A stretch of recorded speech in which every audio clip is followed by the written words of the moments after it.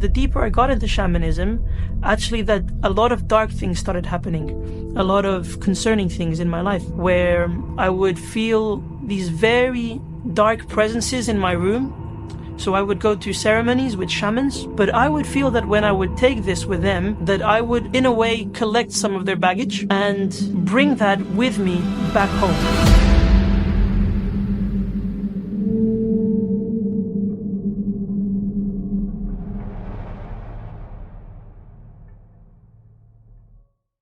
My name is Joao. I'm 26 years old, and I live in the south of Portugal. Currently, I'm serving in a way that I believe is bringing the highest of my vision and ideals to this earth. So I'm working in different areas, doing things that I love with a group of people that I love. And I've been on a deep journey for these past years, and I want to share this with you today. Amazing. Well, I know a lot about your story, and I'm very excited to hear what you have to say today. So where does your story begin? So if I go back long enough, I would say as a little child already, I would have these glimpses in my inner being of this extra sensorial or this reality beyond this earth. And I'd start experiencing at night these fears of death as a young kid, these very profound fears of death, where I would lay in my bed and I would ponder on the temporality of life and how horrible that seemed to me. It just seemed horrible that I'd have to face this huge vastness called death one day. And since a kid, that got me pondering. So this state of pondering just kind of dragged on into my teenage years, and I became quite a deep thinker. I read a lot of books. I got into a lot of philosophy. And through this, I also started opening up a spiritual quest, because I could see around me that my life at the time, going to high school and just working for a job, and then maybe one day having a nice car and, I don't know, a nice house. Although these were nice things and good things, I didn't feel that they were the highest fulfillment of my life. So I started to question a lot. And this questioning led me to avenues of study, but also into a lifestyle of taking all kinds of different substances. So quite young, I started taking a lot of marijuana, smoking a lot of weed in school with my friends. And for me, it wasn't just about getting wasted or just getting high for the night and then that's it. I would usually have very profound experiences that would shake my reality. And after these nights where I would spend with my friends smoking or doing this or that, I would begin pondering even more this meaning of life, this meaning of who I am. I'd become very self-reflective, not only in the thoughts, but about the nature of my being. What is this human that I am? What is this existence? Why does something exist? I used to think. And this just led me on a deeper journey where I just started getting into just harder substances. So I went from just regular smoking, I went into psychedelic substances. And this is what really opened up my quest of spiritual seeking, where I started entering into these very profound inner states when I would take these strong substances, such as LSD, mushrooms, and as I progressed, I went into DMT, which is a very, very strong compound that for about 15 minutes completely breaks all of reality and you enter into this hyperdimensional state. So you see a reality even realer than the current one we're able to see with our eyes. It's that real. It's that intense.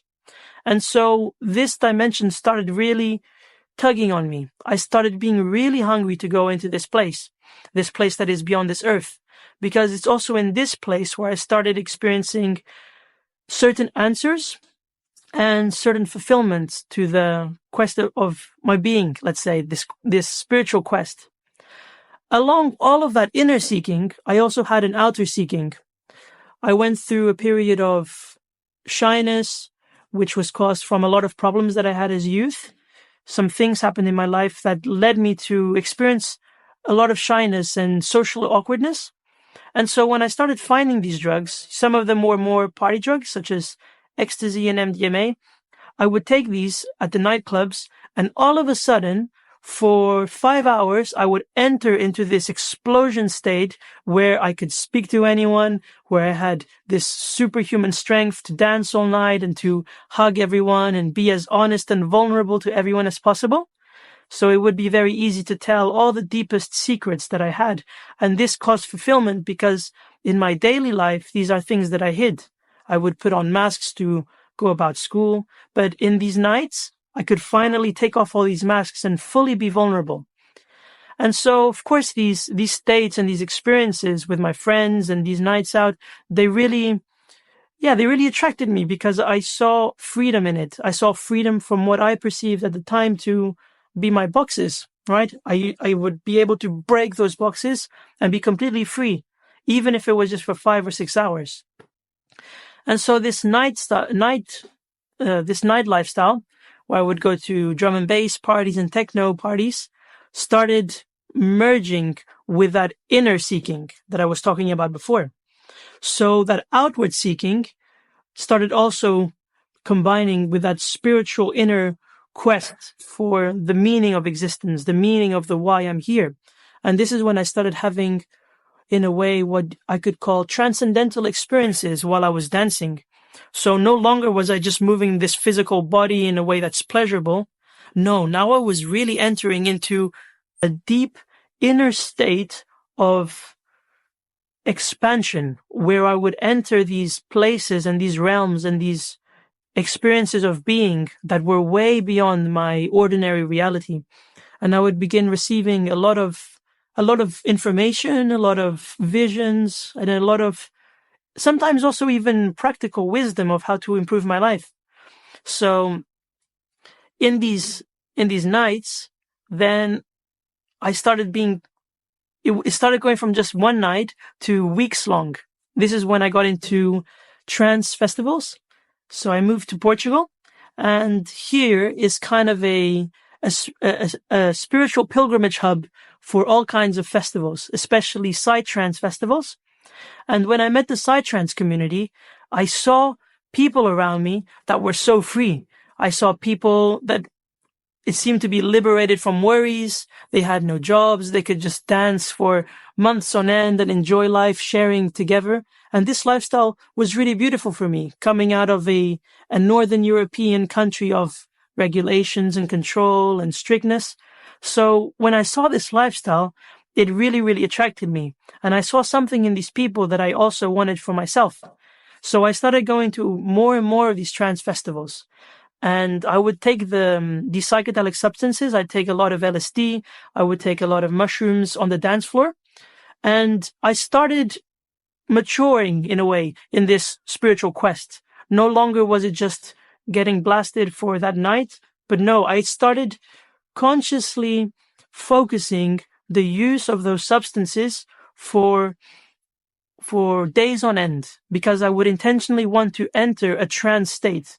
And to fully enter a trance state, one has to really go for a few days into a selfless state of dancing and contemplation, inner contemplation. So this was my path for 3 years, where I went to a lot of festivals. I took very, very strong and high amounts of psychedelics, and I used to just dance for hours, multiple days on end. And this was, for about 3 good years. And through this, I started getting an even deeper search for the truth. Because, of course, I used to have these transcendental and explosive experiences on the dance floor. But I would encounter a part of myself where I felt I couldn't fully reach in that dance floor.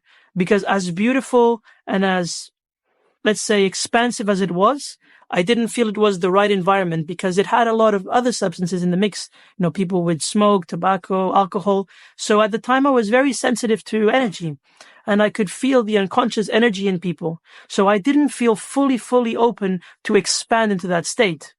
So this is when I started getting really interested in actually studying shamanism, which is the use of these very strong psychedelic substances, but in a more controlled state or a more controlled environment where you're able to go very deep into yourself with people that are trusted around you. So I got very interested in ayahuasca, which is a brew from the Amazon where they mix two very, very potent plants that when they're combined together, they blast the consciousness and they flood the human neurological system with a very strong compound that sends you into this DMT experience I told you a while ago. Not 15 minutes, but 6 hours or 5 hours. So for 5 hours, one is traveling in very, very intense places of spiritual vision and rapture and revelation. So this really interested me because when I was taken to these places, I also felt a really deep inner healing. And I felt I was healing a generational line of problems, not only my own generation, but I felt I was connected to the whole lineage of humanity and that my own healing was connected to the healing of the whole humanity. Now, looking back, I see there's really big glimpses of light in that because it is true that our own healing affects the collective healing. So when I look at all my journey, I really see a thread where I was just looking for authentic, personal, and collective healing. And that was really what fueled my path for most of the walk. But there did reach a point where I felt this wasn't being fully activated, this healing that I was looking for, this selfless and benevolent healing. Because the deeper I got into shamanism, actually that a lot of dark things started happening, a lot of concerning things in my life, where I would feel these very dark presences in my room. So I would go to ceremonies with shamans. A shaman is a leader of, for example, an ayahuasca ceremony. Normally it's a man who has decades of experience with these plants and is able to, let's say, facilitate and conduct the room, almost like an orchestra leader. And he's able to do that spiritually for people who are going into this ayahuasca experience. But I would feel that when I would take this with them, that I would, in a way, collect some of their baggage and bring that with me back home. And this is what started concerning me because the things that I was bringing back home, they weren't benevolent. They weren't this healing life energy that I was looking for. They were actually quite dark. I felt a lot of fear, for example. There were moments when I would go into my room and I would be very, very afraid of going to bed because I know that in the sleep I would get attacked by these entities. I would have these entities that would attack my body, my physical body, my spiritual body, many times like a spiritual molestation and a violation. And I could feel this sexual dirtiness to it. So these were like these negative sexual demons. They would attack me because they would siphon off my life force, my life energy. And as they were siphoning this off of me, I could just feel their hatred towards me and their just lack of disdain for the integrity of my humanity. So I felt that this was not respected at all. And this is when I started getting really concerned because although I had walked this path already for a few years, I had activated into really powerful states of light expansion flowing from my being. I knew shamanic songs to be able to counteract these dark forces. I knew specific plants to use that would cause the atmosphere to change. But the more I did this in my room specifically, that the less I could get rid of it. It actually got worse. So the more, for example, I burned the Palo Santo, the more I burned sage in my room, and the more I did these chants and even had ceremonies in my room to try and clear the atmosphere. The more I did this, the worse it got. And this is when I started getting really concerning because I saw that I was really powerless at that time.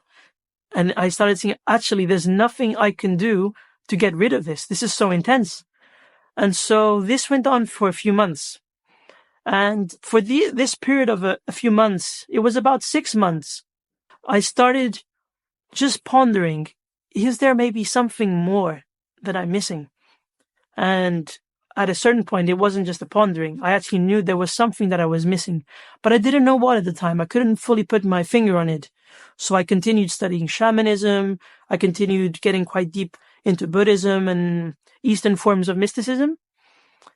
And the more I practiced these, it seemed that the worse I got. The more that these negative beings started getting access, now not only into my room, but actually into my body. I would go to these ceremonies and I would feel these entities trying to enter into my body to take me as a host. So just to give you some reference, although I was seeking for inner healing and light expansion, when you study a lot of Amazonian shamanism, actually the whole purpose and the driving force that drives healing is that one has to partner with spirits. And there is a transaction that happens on the spiritual plane and even on the physical plane. So one usually gives their life force and even their body to be used as a host, to be a channel for healing to the other person. But what this means is that one has to give up the control of regions of their own self to these beings. And especially for me, I had no idea who these beings were. They would just appear randomly, and it's all kinds of different beings. But I had no way to verify who they actually were. Were they trustworthy? Were they actually looking out for my highest well-being? I didn't know this. So when they would approach me to try and take hold of my body, it's like a spiritual fight activated. Like I didn't want to let them in. So like almost this inner warrior started coming out to fight. But it wasn't enough, because actually in one ceremony, those things got so powerful that they actually, I'm not sure if they came in at the time. I'm quite fuzzy still on that, but they had a hold over me that night. And even the next day, I was so dizzy, so that actually I was walking, and then I walked through a doorway and I fainted. I fainted for a few seconds, and then the ceremony man picked me back up and said, "Are you okay? Are you okay?" But my physical body fainted after an ayahuasca ceremony. And this is when I started seeing that this is not the light and the life expansion and the healing that I'm looking for. There's actually darkness and muddiness mixed with all of this. And surely enough, these rose-tinted glasses that I had about this festival culture and this lifestyle also started being broken, because I also started seeing a lot of suffering in the people who were my friends. I saw friends have psychotic breaks. I saw friends going to mental hospitals. I saw friends really losing touch with reality. I saw people just acting in quite nasty ways. And in the beginning, I observed this around me. But at another point, it actually started coming against me through people and through spiritual beings in the festivals that I continued going to, parallel to the ceremonies. This was a really intense period of my life. It's what you would call a dark night of the soul. I had nowhere to hang on to. At the time, I had no real reference point to the highest benevolence or the highest loving being that could exist. So I had nowhere to hold on to. It was just me and myself and my inner spiritual generator of light that had to fight this tremendous orchestra of dark forces coming against me. So it was really intense. I felt like a grain of sand that had to fend for itself against this huge pack of wolves. It's around this 6-month period that I started getting an external touch, but this time it was a very, very, very, very benevolent force. I would be working at a friend's farm, for example, and all of a sudden I would feel this very gentle blanket upon me, and tears would just roll down my eyes. And I just felt this beautiful healing come into my being. And bear in mind, this was not when I was in any substance at all. So I was just working on the farm. I was like, what is this? This is so beautiful. This went on for a while. I started getting these touches of this blanket upon me many times. But there was also moments where this blanket would also trigger my conscience to be radically raw and self-honest, because the paradigm that I was operating when I was going into all these ceremonies, it didn't fully allow me to see the fullness of my own darkness. Therefore, I couldn't fully take responsibility for all of my being. But when this benevolent blanket came upon me, I started having that. I saw all the evil things that I'd done, and I can say evil because they're really some bad things I'd done in my past. And I was really avoiding. I was like putting them under the blanket and covering it. I don't want to look at that. The blanket's beautiful, so I'll just enjoy the blanket. But underneath, there were these years of residue that was accumulating. When this benevolent, beautiful being came, that blanket had to be opened.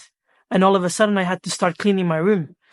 And this was a really intense process where I had to face a lot of things that I had done and a lot of attitudes that I had towards people around me. And I had to enter into a process where I bring all those very dark parts of myself and that benevolent force that I told you. I started understanding that it's a spirit and that spirit leads me to the Creator. And I understood that I have to bring these dark parts of myself, these dark actions, these things that I had perpetrated, I had to bring them to the Spirit. And somehow when I did this, it would begin being healed. And as that was healed, I felt forgiveness. And then grace flooded into my being. And for the first time, it felt like my endless quest of seeking the different plans, the different techniques, the different kinds of meditation and consciousness focusing techniques, all of that just lost its weight. It lost its momentum. I needed that less and less because I felt more and more whole within my inner being as I finally let go of these, let's say, these dark aspects of myself. And I finally began finding inner healing. But this was just the beginning of my journey. I still didn't know who this benevolent spirit was. It was just these touches that would come upon me and these tears that would come. So one night I wanted to heal myself from a really, really dark thing that I had. It was during the daytime. I had a vision of Satan with my eyes closed. And at the time, I wasn't operating in any kind of Christian culture. I was fully immersed into the shamanic culture. Even the beings that I was communicating with, they weren't in the Judeo-Christian framework. But somehow I was seeing Satan with my eyes closed. And I'm like, what? Why is this? And I knew this was a bad sign. This was not good. And so at the time, what I knew is that I need to take ayahuasca and mushrooms to heal myself from this, because I knew that these plants carried some kind of healing energy in them. And so that's what I did. I mixed this ayahuasca with mushrooms, which activates them really strongly. And so I took them and I decided I'm going to meditate on this problem and focus on it until I get healed. And so I did that, and it was quite scary because there was a lot of dark forces coming and I could feel a lot of presences in the room that weren't good. There was very dark and damp atmosphere of fear. But I kept focusing. I kept piercing with my consciousness forward, like entering into this meditative state. And at one point, I felt my being go into a corridor. And I could feel this corridor was the corridor into my inner being. So this outward motion was also bringing me deeper in. And all of a sudden, I arrive at this place. And it's almost like I didn't see doors, but I felt they were gates. This secret chamber within my inner being. And I was like, whoa, I've never been to this place. And I felt that I didn't have the access to open it. But all of a sudden, a bright white flashing light came. For one split second, a beam of light flooded my entire field of vision.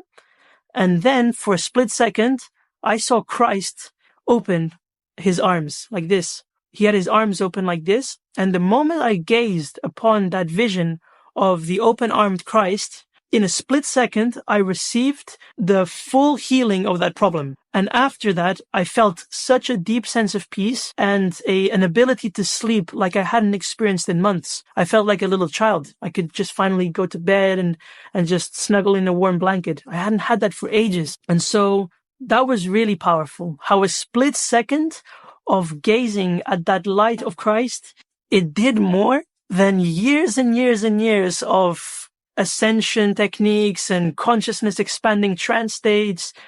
It was so interesting. It was almost like I don't have a paradigm to even fit this in. So I attributed it to the plants. Surely it must have been the mushrooms. Okay, so I kept taking more of those for a few months. and I got worse than I was. So that was very interesting. I actually felt lower than I was before. And it was in this very low state that I got, into a quite dark state of being. And I started reflecting upon myself, started concluding that I'm not fit to live in society because I started getting this really strange social awkwardness. I couldn't communicate in a way that was constructive. So I felt that the way that I have to follow is to become a kind of ayahuasca hermit that, goes a lot into the ayahuasca realm, but doesn't necessarily need to involve in the daily life. So that was kind of my solution for this really strange state that I was going through. What happened here is that as I wanted to get more serious about this shamanistic path, because bear in mind that healing that happened when I saw Christ, I attributed it to the plants. So I thought surely I have to continue on this plant path to be able to have more of this, but I didn't have it in the same way. So it happened that night, but afterwards it continued being this murky, strange mixture state that I was talking before. These strange beings would come again and try to take hold of my body. And one night we did a ceremony. We took a high dose of psilocybin mushrooms. Again, what I was doing, I was taking these mushrooms and meditating really deeply. And I could feel that there was like an entity attachment to my body, like a demonic attachment on my spiritual body. So I tried to vibrate at the highest frequency I could and just pop these entities out of me. And that's what I did for a few hours. I was focusing on that state. And all of a sudden, I got a vision of how they all left my body. But what happened is then in the physical world, I opened my eyes and my friend was possessed by a being. I could see a being in this friend of mine.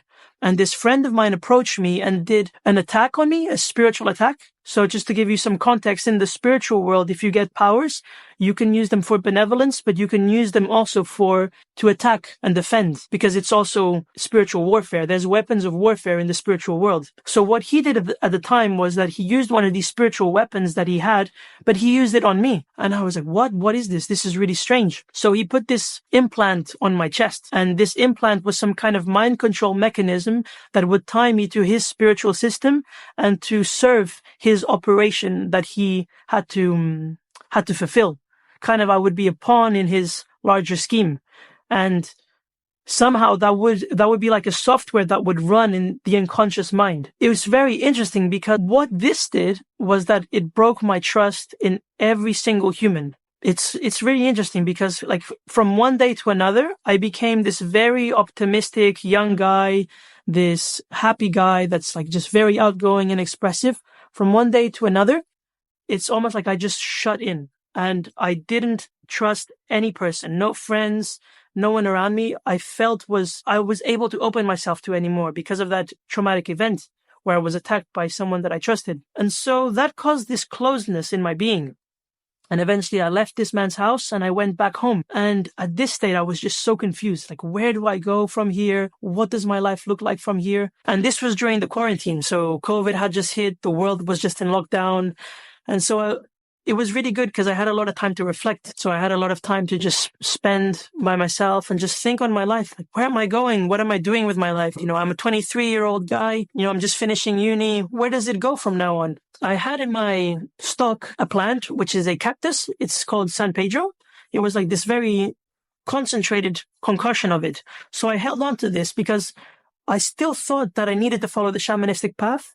I went to another friend's place, and here I started feeling the callings of Christ. It was a few days earlier that I had read on Facebook that this lady that I met in the trance festivals, it was this lady that I connected with. At the time, we were talking about Alan Watts and Terence McKenna, and we had a really deep conversation about this, and I felt I really connected with her. It's like, wow, this lady, she's a really deep seeker, and she's into all the things that I'm into. But all of a sudden, I saw her Facebook post, and all of a sudden, she's talking about Jesus, how Jesus saved her, how Jesus healed her body, how she had problems that she had accumulated from doing a lot of yoga, and all of a sudden, Jesus healed her body. And I was reading that, and I'm like, what? Like, well, huh? But at the same time, it sparked a memory. I remember a few months back that vision I had of Christ, that light and then Christ with his arms open.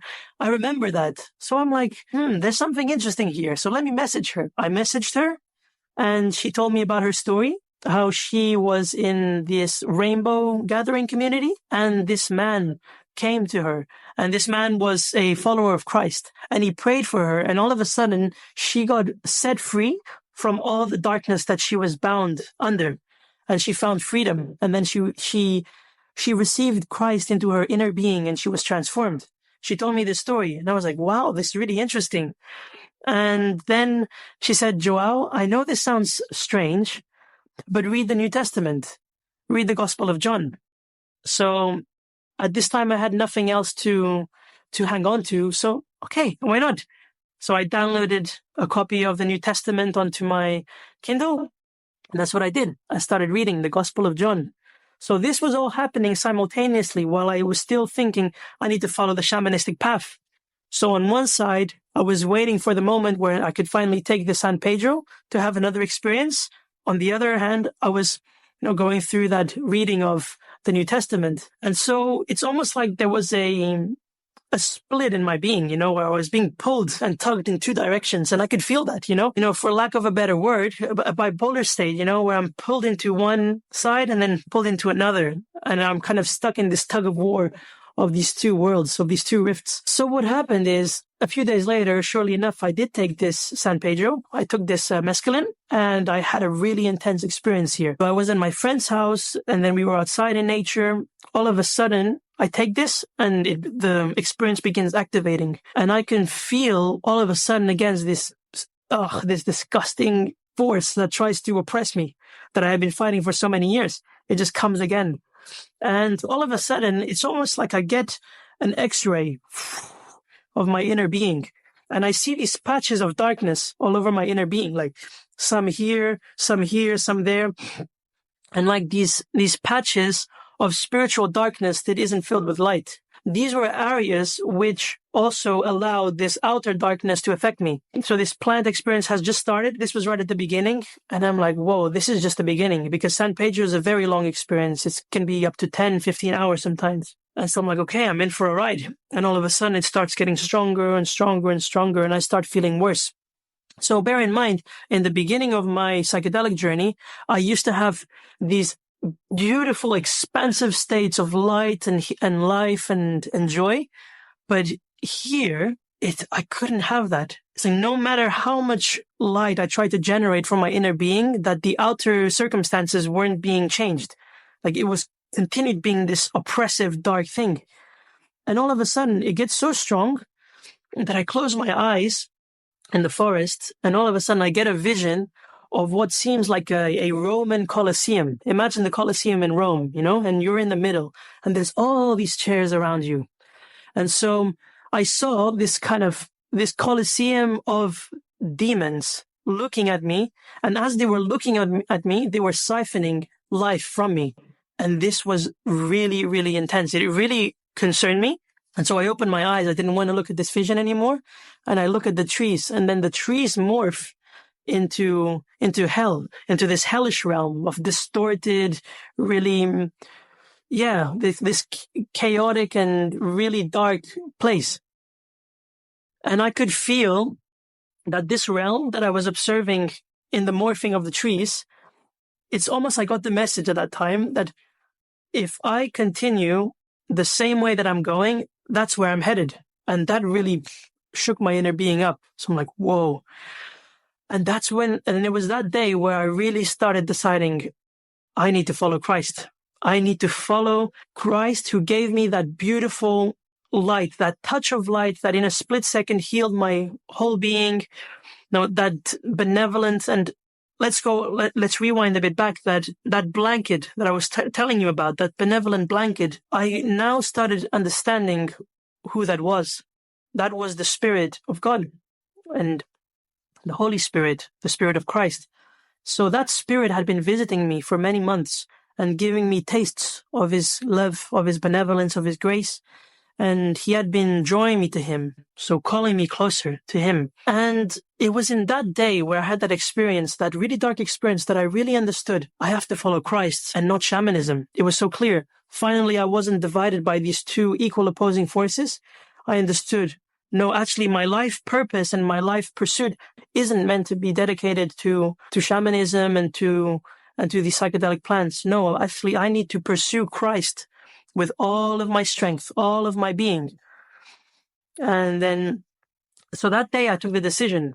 And I had this huge migraine from the plant. Like my body was really like sick. And these beings, I could just feel like this residue, this icky residue of these beings. Beyond all of that, I had a tremendous hope because I finally had made the decision that I'm going to follow Christ. And the next day I just wake up determined. Like, this is a day where I'm going to follow Christ. I'm going to dedicate it wholeheartedly to him. And it's interesting, that very same day that I dedicated to follow Christ, I woke up with a spiritual being whacking my back with a stick, and there was no one physically hitting me with a stick. I physically felt hurt by a spiritual being.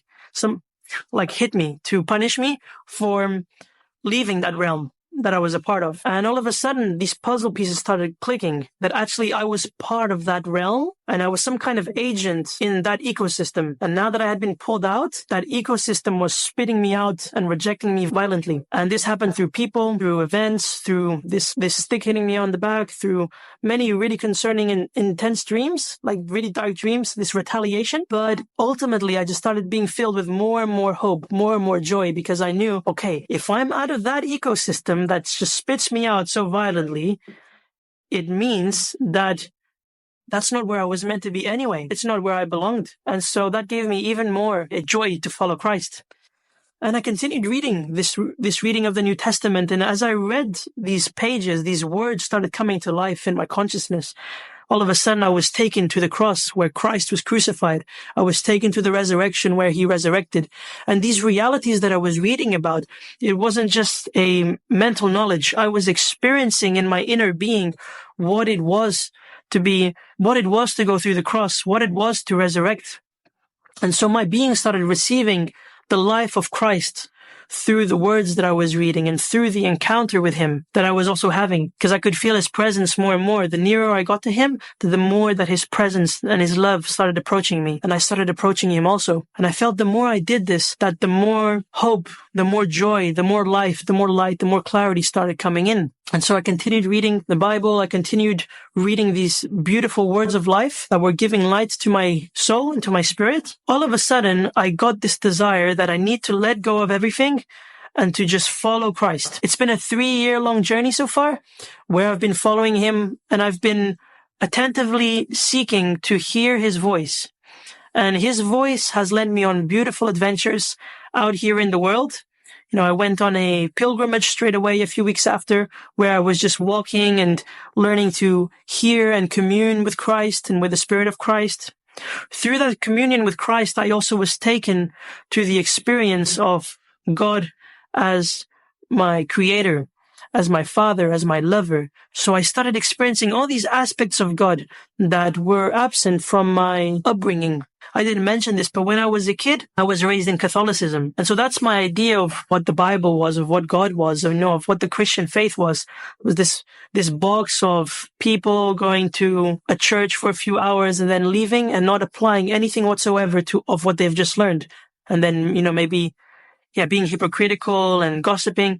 But all of a sudden, I started experiencing this God who loved me, this God who was present, this God who healed my being. And all this quest, this journey quest that I was telling you about, of this search for healing, benevolence, life, and light, I started being fulfilled in that. Because whereas before I was searching for the trail of crumbs, all of a sudden I have arrived at the banquet table of it. And I'm like, whoa. And I just continue eating from the life of God, the life and the light of healing that he brings. It was a journey of being healed of many things. I had still many demonic attachments. I still had many entities trying to attack me and take possession of my being. But the closer I got to God, that the more these things left me. And no longer was it this struggle where I had to generate this inner personal strength. All of a sudden, it was the Spirit of God would come upon me and just break these things off me. It would just deliver me and completely set me free from this. And I started experiencing a lot of healing through this, what you call a deliverance. A deliverance is a being set free of these struggles. And it's been a journey, I'll be completely raw and honest with you. I'm still on this journey of healing and growth. I'm still healing from a lot of things that are deep within me. Every day I need to go to that banquet of life and light and healing and eat from the table of God and eat from the table of Christ. But one thing I find is that even though within time I need to do that, I know that within the eternal aspect of my being, that I'm already fully, completely satisfied with the fullness of who he is. And so that also gives me a lot of peace, because although I continue being a spiritual seeker, although I continue on my quest, it's no longer a quest fueled by lack. It's a quest fueled by a sense of deep completion. And it's like my temporal being has to catch up to that. So it's almost like my spirit allows my body and my soul to be temporarily amnesiac of the completion that I actually have already, so that I can find those pieces in the temporal world. Because that means meeting people. That means going to places. That means having a beautiful conversation with someone. Because otherwise I would just sit in my room already fully complete. Because I'm allowed to go through that journey still, I have beautiful experiences where I meet people, I learn a lot of things, and I continue on this journey. And it's been a really profound and beautiful thing to find Christ in such a real, authentic, and honest way. And that's what I want to share with you. Those beginning encounters where I started experiencing the raw power and this raw contrast of what I had been in and what I was in now. Those initial experiences were very strong. But after, it's like a wine that gets matured. You can get a nice wine and it's good. But if you wait 5 years or 10 years, it's even better. So I feel my walk with Christ is like that. It's like a wine that's becoming better and better. So let's say 2 key experiences that have allowed me to taste of this really, really good wine is when I went on a pilgrimage for a month. And so this wasn't like a one-off experience. It was actually an experience of a whole month of being immersed within the presence of God together with people that I love. And so this 1 month allowed me to fully disconnect from all systems, from all worries, from all baggages, from all projections, plans, dreams, and expectations. All of a sudden, that was gone. And for a single month, I was able to be in a spirit-to-spirit connection with God, deepening and being nourished by his being.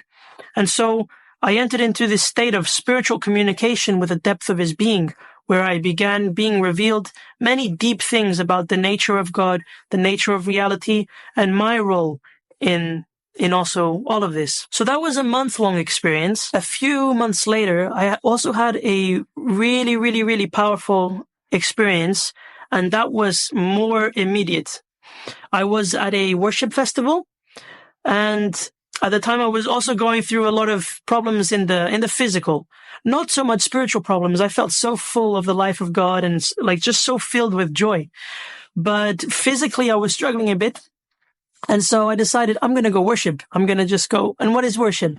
Spending time with God and sending love and adoration and receiving love. And so it's like this beautiful dialogue of joy and communication between you and Creator. And so I was in that state where I was just sending songs and joy and dance. And then I was receiving from him and from heaven just so much grace and love. And all of a sudden I entered into this state where it's almost like I transcended the state of me doing something. So I just entered into spirit.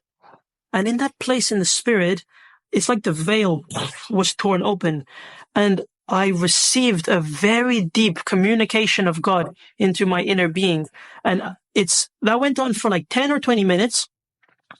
And imagine you're having a conversation with a friend, there's a dialogue going back and forth. And so I was having that with God. There was this communication happening. And as every wave of new communication came from him into my being, I would burst out crying.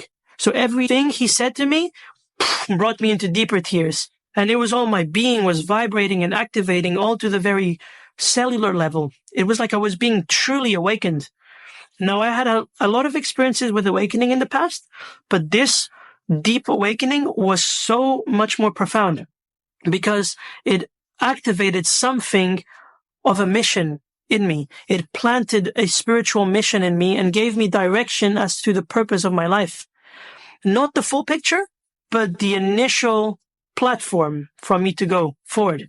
So receiving this direction, clarity, and this revelation of the meaning of my life and where I should invest and focus my strength and talents and my dedication into, this was very, very important for me. So not only did it impact me, but it also then produced a long-lasting thread of events and life applications that to this day continue nourishing me and give me a meaning to keep walking forward. So it's to make it really simple for you. I found purpose. Yeah. Okay. So in beginning to wrap up now, from your heart to the viewers watching who can relate to your story, what would be some final parting words that you would like to share with them? I would say when it's all said and done, when we've done all the outward things, we've put on our colorful clothes and done all the outward things that represent this spiritual search, when we really lay aside those outer garments and those outer forms of what it looks to be spiritual, I would say beyond all of that lies a deep, deep, deep fountain of life that's always there. And if you've tasted of that, I want to encourage you to keep tasting of that. And through that, all the outward garments that we put on to make a meaning of what it looks like to be spiritual, to be someone in like a teacher or a master or whatever highest ideal you're striving for, when all of that is laid aside, what remains? And that's a really important question that I feel all of us should ask ourselves. I found that what lies beyond all of that is God. And that God came into this tangible reality to express that in a physical way. For me, my revelation of Christ, of how he is the source that permeates and encapsulates all of reality. So if you are hungry, I really want to encourage you to eat from there, from that stillness, from that place of presence that lies beyond all the layers of reality. At the ultimate layer, beyond all layers, lies Christ. And he has a fountain of life that he's pouring out. And he says, drink. And as we drink, we're filled with the eternal life and light and glory that fills all of us with purpose, meaning, joy, direction, stability. And so I would encourage you, if you're thirsty, approach and drink, because that path has been opened. Joao, thank you so much for sharing your story and your journey with us. Thank you for having me.